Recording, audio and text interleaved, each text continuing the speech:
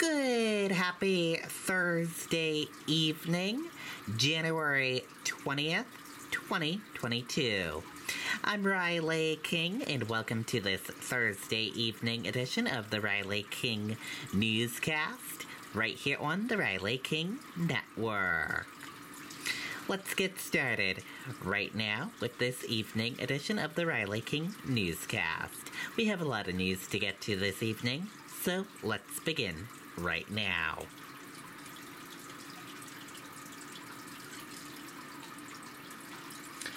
First up, active COVID-19 cases in New Hampshire rise above 20,000 again. Let's take a listen to that video from WMUR News 9.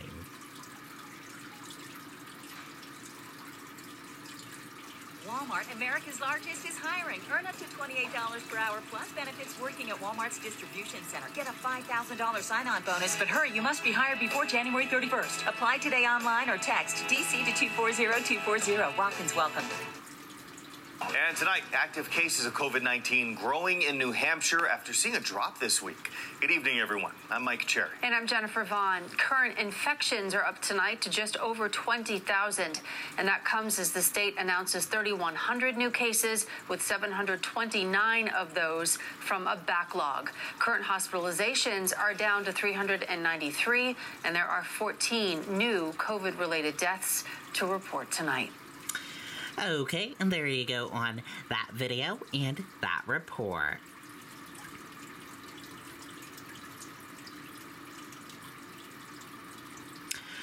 Driver in Salem crash that injured himself. 2 others waives court appearance. Let's take a listen to that video from WMUR News 9. Welcome to the Gigernet. Fidium Fiber has arrived. Say hello to better, faster fiber internet delivered right to your home. Andrew Gioba is charged with 3 counts of aggravated collision with serious injury and 2 counts of reckless conduct, all Class B felonies. Prosecutors allege he was driving on November 10th and lost control of his car on Pond Street in Salem, eventually wrapping the Ford Mustang around a tree, seriously injuring himself and his 2 passengers. The speed limit in that area is 30 miles per hour, and police say there is evidence the car was speeding based on 3 marks on the road caused by the car sliding before it hit the tree. Officials say before the accident, Gioba, who was 19 at the time, had been drinking with one of his passengers at the Happy Crab Bar and Restaurant in Salem. The female passenger was 18. According to the affidavit, between the 2 of them, they were served more than a dozen drinks in a 2-hour period, and that they were never asked to show any identification. The court documents say that Gioba's blood alcohol concentration was 0.103, well above the 0.02 limit for a person under 21. The liquor license for the Happy Crab has been suspended pending a hearing on the 28th. The server and bartender also faced misdemeanor criminal charges in connection with serving the teens. All 3 of the teens injured in the crash are now out of the hospital, but they still face significant rehabilitation. Live in the newsroom, Ray Brewer, WMUR News. Okay, and there you go on that video and that report. Whoops.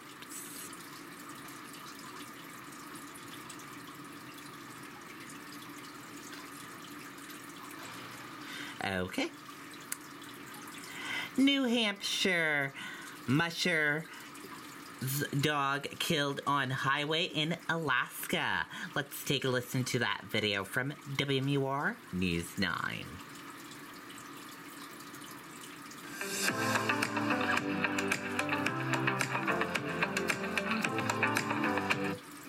A New Hampshire-based musher is recovering tonight after a crash in Alaska. Jay Foucher was training for her first Iditarod yesterday when a truck crashed into her sled dog team.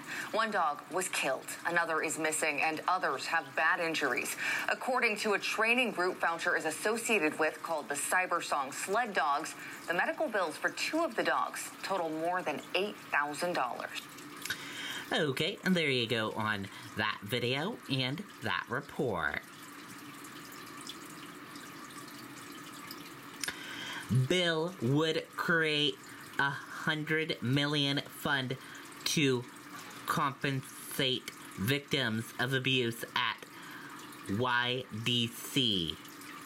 Let's take a listen to that video from WMUR News 9.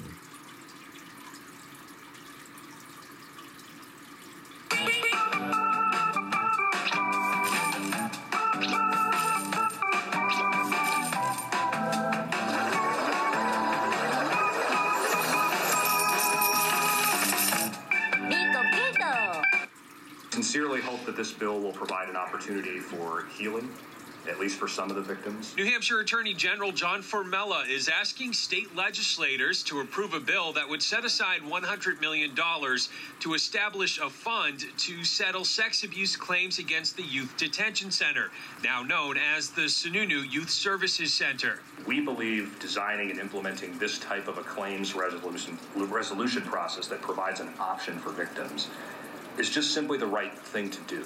Nearly 450 former residents have sued the state, alleging various assaults at the hands of more than 150 staffers from 1963 to 2018. But under the bill, only people who lived at the center from 1980 and beyond would qualify for compensation. I think there's room for discussion on what this date would be, but 1980 is the best rough date we could come up with based on what I've seen on the criminal side and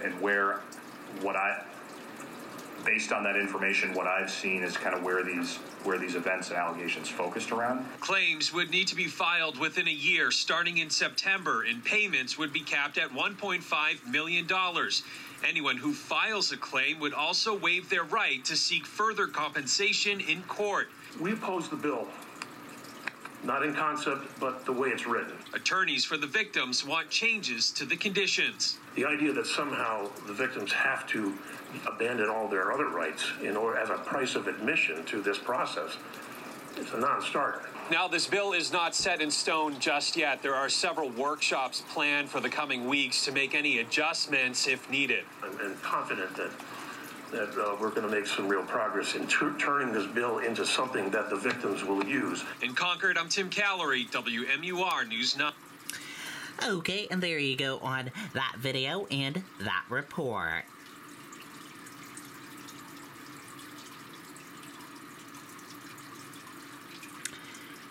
Shaheen says there's bipartisan support for retaliation against Russia if Ukraine invaded.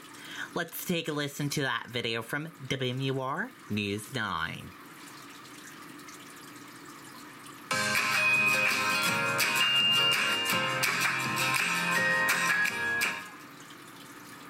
Well, Senator Shaheen met with Ukrainian officials in Kyiv earlier this week and says that the U.S. is ready to act should Russia invade Ukraine. Meanwhile, Congress is looking into other ways to support the Ukrainian people.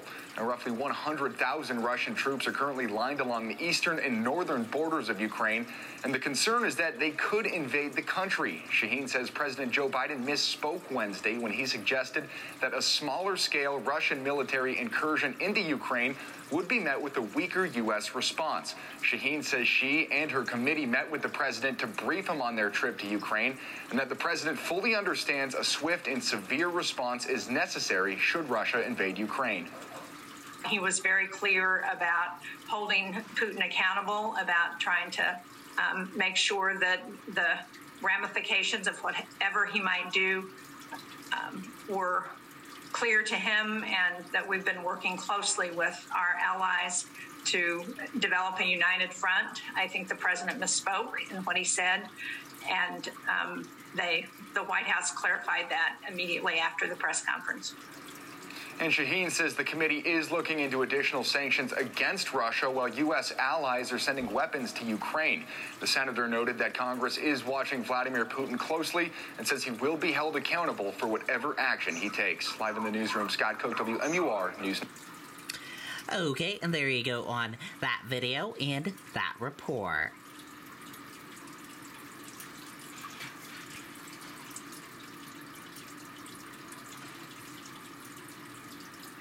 Whoops, sorry about that.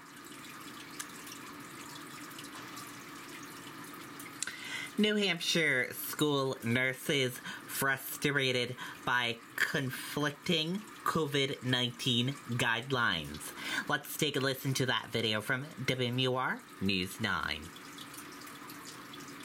While other dealerships' lots are empty, New Car has the used cars, trucks, and SUVs you want. We're talking over 1,500 vehicles to choose from. In Tilton, Plymouth, and Gorham, shop quality pre-owned vehicles from all your favorite brands. And don't worry where your car is located. We'll bring it right to you with door-to-door delivery. New Car buys cars, too. Get a top dollar offer for your vehicle, and we'll write you a check on the spot. Because everyone loves a new car. Shop newcarnh.com. School nurses are juggling everyday responsibilities plus managing COVID. Frustrations ranging from dealing with symptomatic students to communicating with families to shifting guidelines. To school nurses, it feels like we keep lowering the bar. And it couldn't come at a worse time. Appropriate PPE, a concern. Half of those polled in an association survey were still wearing surgical masks, sometimes because a district didn't think N95s were required. A Concord school nurse contacting the Department of Labor, its report finding the district followed state guidelines that hadn't been updated to the CDC's since 2020. DHHS clarifying in a conference call. School nurses are considered healthcare providers, and we recommend that school nurses follow CDC's infection prevention and control guidance for healthcare personnel. That means when nurses are exposed to suspected infection, they should be wearing fit-tested N95 respirators and other PPE. If districts can't get them in a timely way, they can order them through the state until March 1st. As for isolation and quarantine time changes, there was clarification on exactly how to go about doing it, that it's a package of preventative measures. Decreasing from 10 days to 5 isn't automatic. A student must be fully vaccinated if eligible. Only household contacts not vaccinated must quarantine, and returning students must wear a mask for 5 days. Now, Dr. Chan did say that if requirements for that 5 days at home aren't met, that it should revert to the 10 days. And despite the fact that students want to be back in school and parents and schools want that as well, the Nurses Association says the Department of Education is giving conflicting information. The state says 10 days if requirements aren't met, but the Department of Ed telling districts 5 is it. Reporting in Portsmouth, Jennifer Crompton, WMUR News 9. Okay, and there you go on that video and that report. And we are going to switch gears now, and let's go into weather. And weather right now is clear, 18 degrees, feels like 4 degrees. Expect dry conditions for the next 6 hours. With a full weather forecast, let's go to meteorologist Jacqueline Thomas. Good evening, Jacqueline. Imagine if everything had this power. Diehards choose Die Hard and advance auto parts. Thanks for watching. I'm meteorologist Jacqueline Thomas. As we head through the end of our week, you're going to want to bundle up as cold temperatures become the story once again. And we're talking about some cold wind chills returning too, especially north and west in the state as we head into Friday morning, where we have a wind chill advisory in effect. Wind chills there could reach the 20s below zero, and the actual air temperatures overnight tonight are going to be quite cold too, just barely getting above zero in southeastern parts of the state. 2 above in Rochester, Goose Egg for Concord and Ware, 5 above in Nashua. You head southwest in the state, and we're already starting to talk about those sub-zero temperatures from Keene and Lemster up through Sunapee, -6 expected there overnight. And then Lakes region also looking at temperatures below zero overnight into Friday morning, with teens below zero expected as the air temperature across the North Country early Friday. And you add on a little bit of wind, around, and yeah, it's going to feel pretty cold out there. It'll feel like the 20s below zero north, and that is why that wind chill advisory is in effect there. It'll feel like the single digits to double digits below zero, even in spots like Jaffrey or Manchester, stepping out the door first thing Friday morning. So you're going to want to bundle up if you're headed out. Here's the setup. We have this cold front push across the region on Thursday. We're getting into some clearing behind that system. We're also getting that cold air to move in behind it too. But high pressure is also building in. So the good news is that even though it's going to be quite chilly, we at least see a mainly clear sky, and we get a bright sky with a good amount of sunshine these next couple of days. So we'll stay fairly quiet despite seeing the cold. So through the day Friday, temperatures are going to stay chilly, but we get that bright sky. We're talking single digits north to teens. Most other areas barely touching the low 20s south in the state. And as we head through the next couple of days, while the cold does stick around, so does the sun. So Friday is going to be a nice, quiet, dry day overall with that sunshine. Friday night into Saturday is going to be a cold night, though. The winds will be dying down, so the wind chill's not going to be as bad, but the air temperature Friday night into Saturday likely drops below zero across the state. So we're talking a very cold start Saturday morning, and then highs climb back towards the low 20s south. We start to see some clouds increase Saturday night, and we'll see a few more clouds around on Sunday with the chance for a few flurries later in the day. You'll notice in the 7-day forecast that we stay pretty cold for the most part. We don't really have any warming up in the extended forecast, staying mainly below freezing, so it is going to be a chilly stretch. Any ice on the ground isn't going to really be melting at all these next few days, so watch your step as you're stepping out. Okay, thank you for that weather forecast, Jacqueline Thomas. And let's switch gears now, and let's go into sports. And here is WMUR News 9, Jamie Stayston with sports.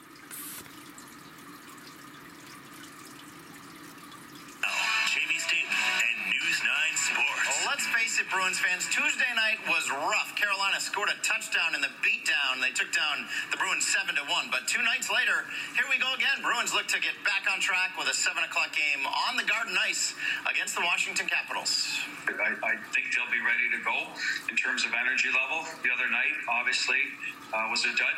It happens during the year. You just got to monitor and make sure it doesn't creep in too often.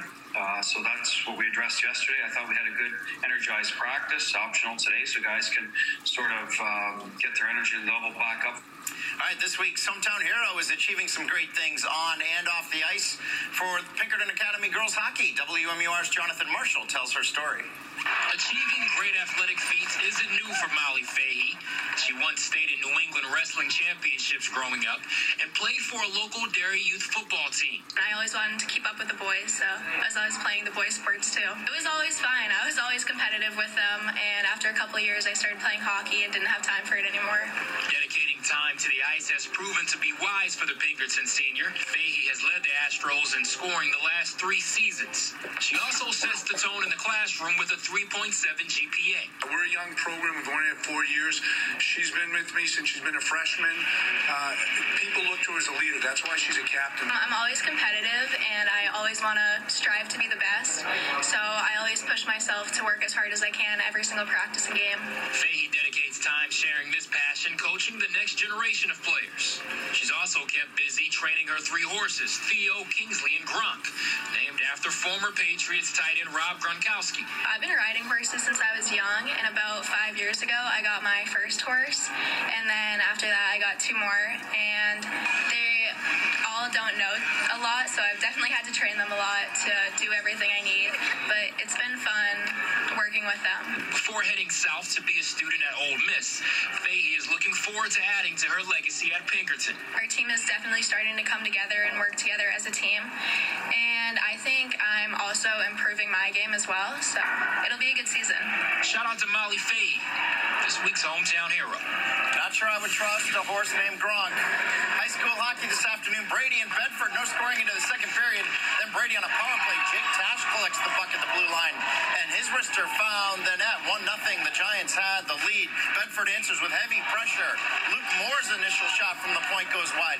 Javin Manfield sent it out to the other point, and just off screen, Owen Gupta fired it home.